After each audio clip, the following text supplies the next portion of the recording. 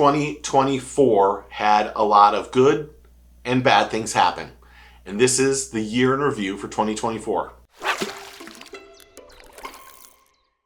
If you're new to the channel, my name is Steve Chapman. I'm Get Your Fish On. This season, or this year in 2024, has had lots of good things and lots of bad things that have happened. In this video, we're going to go over some of the positives and negatives that happened throughout the industry. And if you're interested or I missed one, comment below and tell me which one I missed, because I'd love to know about it and make sure that I keep up on things. In 2024, we saw a lot of things. We saw Jacob Wheeler win another Angler of the Year. We saw Chris Johnson win Angler of the Year. We saw Trey McKinney win Rookie of the Year and also Angler of the Year too.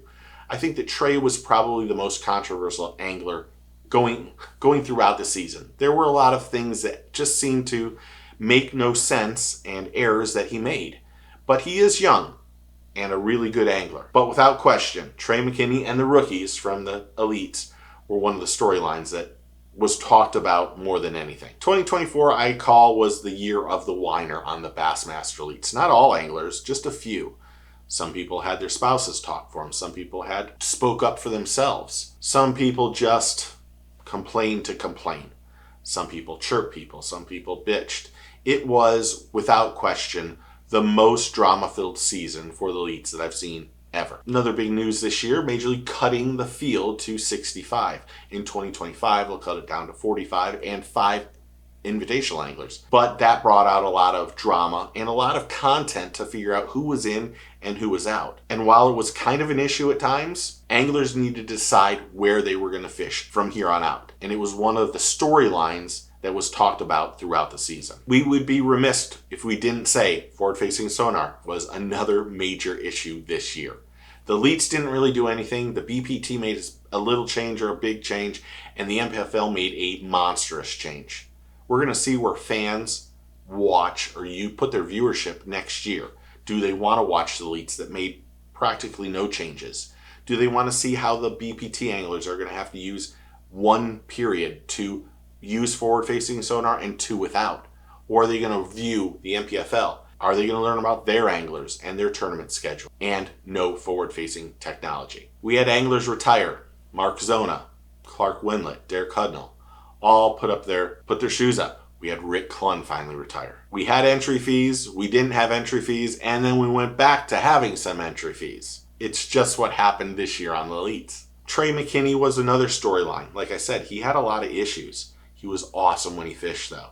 Trey is going to be a great angler. And we also had Kobe Krieger, Scott Martin, JT Tompkins get disqualified during tournaments for crazy stories. And we saw lots of issues on the water. We saw the Zaldane issue. We saw the Wheeler issue. We saw Iaconelli. And we saw Trey McKinney and Robert Gee and the Johnston brothers.